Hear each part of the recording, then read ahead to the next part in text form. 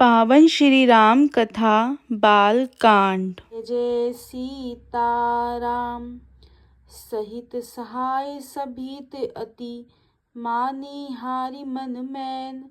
गहि सिजाय मुनि चरण तब कहीं सुठी आरत बैन। तब अपने सहायकों समेत कामदेव ने बहुत डरकर और अपने मन में हार मानकर बहुत ही आर्त दीन वचन कहते हुए मुनि के चरणों को जा पकड़ा। भयउ न नारद मन कछु रोषा, कही प्रिय बचन काम परितोषा। नाई चरण सिरुआय सुपाई, गयउ मदन तब सहित सहाय। नारद जी के मन में कुछ भी क्रोध नहीं आया। उन्होंने प्रिय वचन कहकर कामदेव का समाधान किया। तब मुनि के चरणों में सिर नवाकर और उनकी आज्ञा पाकर कामदेव अपने सहायकों सहित लौट गया। मुनि सुशीलता आपिनि करनी, सुरपति सभा जाई सब बरनी। सुनि सबके मन अचरजु आवा, मुनि ही प्रशंसी हरि ही सिरुनावा। देवराज इंद्र की सभा में जाकर उसने मुनि की सुशीलता और अपनी करतूत सब कही, जिसे सुनकर सबके मन में आश्चर्य हुआ और उन्होंने मुनि की बड़ाई करके श्री हरि को सिर नवाया। तब नारद गवने शिव पाहि, जिता काम अहमिति मन माहि। मार चरित शंकर ही सुनाए, अति प्रिय जानी महेश सिखाए। तब नारद जी शिव जी के पास गए। उनके मन में इस बात का अहंकार हो गया कि हमने कामदेव को जीत लिया। उन्होंने कामदेव के चरित्र शिव जी को सुनाए और महादेव जी ने उन नारद जी को अत्यंत प्रिय जानकर इस प्रकार शिक्षा दी। बार बार बिनवऊ मुनि तोहि, जिमि यह कथा सुनायऊ मोहि। तिमि जनि हरहि सुनावऊ कबहु, चलियो प्रसंग दुरायो तबहु। हे मुनि, मैं तुमसे बार बार विनती करता हूँ कि जिस तरह यह कथा तुमने मुझे सुनाई है, उस तरह भगवान श्री हरि को कभी मत सुनाना। चर्चा भी चले तो भी इसको छिपा जाना। शंभुदीन उपदेश हित, नहीं नारद ही सुहान। भरद्वाज कौतुक सुनहु, हरि इच्छा बलवान। यद्यपि शिवजी ने यह हित की शिक्षा दी पर नारद जी को वह अच्छी नहीं लगी। हे भरद्वाज, अब कौतुक तमाशा सुनो, हरि की इच्छा बलवान है। राम कीन चाहि सोई होई, करे अन्यथा अस नहीं कोई। शंभु बचन मुनि मन नहीं भाए, तब बिरंच के लोक सिधाए। श्री रामचंद्र जी जो करना चाहते हैं वही होता है, ऐसा कोई नहीं जो उसके विरुद्ध कर सके। श्री शिव जी के वचन नारद जी के मन को अच्छे नहीं लगे। तब वे वहां से ब्रह्मलोक को चल दिए। एक बार कर तलबर बीना, गावत हरिगुण गान प्रबीना। क्षीर सिंधु गवने मुनि नाथा, जहाँ बस श्रीनिवास श्रुति माथा। एक बार गान विद्या में निपुण मुनिनाथ नारद जी हाथ में सुंदर वीणा लिए हुए हरि गुण गाते हुए श्री सागर को गए, जहाँ वेदों के मस्तक स्वरूप मूर्तिवान वेदांत तत्व लक्ष्मी निवास भगवान नारायण जी रहते हैं। हर्षि मिले उठी रमा निकेता, बैठे आसन ऋषि ही समेता। बोले बिहसि चराचर राया, बहुत दिनन की न मुनिदाया।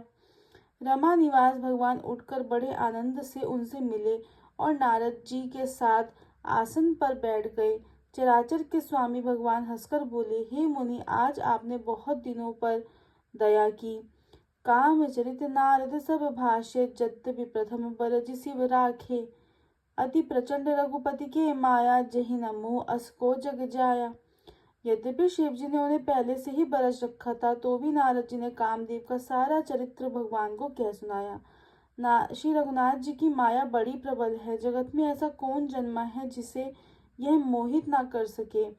रुख बदन करी बचन मृदु, बोले श्री भगवान। तुमरे सुमिरन ते मिटहि, मोह मार मदमान।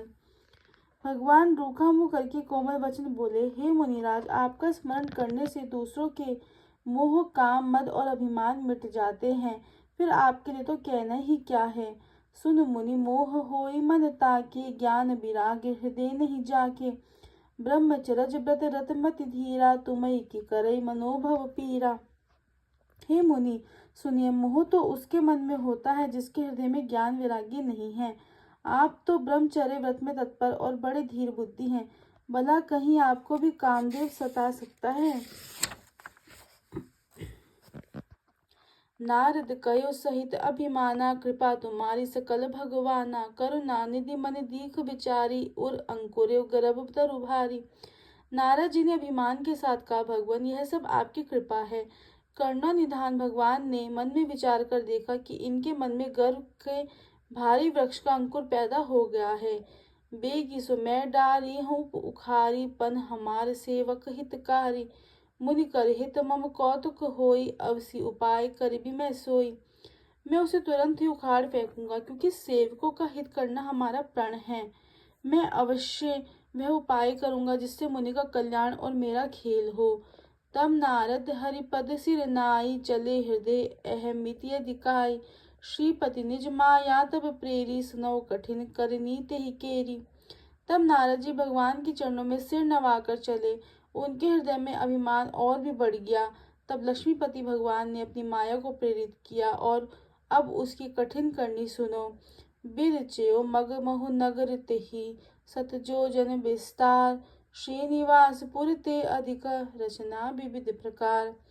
उस हरिमाया ने रास्ते में 100 योजन 400 कोस का एक नगर रचा। उस नगर की भांति भांति की रचनाएं लक्ष्मी निवास भगवान विष्णु की नगर बैकुंठ से भी अधिक सुंदर थी। बसई नगर सुंदर नर नारी, जनु बहु मन सिज रति तनुधारी। तेहि पुर बसई सील निधि राजा, अगिनत हय गए सेन समाजा। उस नगर में ऐसे सुंदर नर नारी बसते थे मानो बहुत से कामदेव और उसकी स्त्री रति ही मनुष्य शरीर धारण किए हुए हो। उस नगर में शील निधि नाम का राजा रहता था, जिसके यहाँ असंख्य घोड़े हाथी और सेना के समूह टुकड़ियां थे। सत सुरेश सम विभव विलासा, रूप तेज बल नीति निवासा। विश्व मोहनी तासु कुमारी, श्री विमोह जिहु जिस रूप निहारी।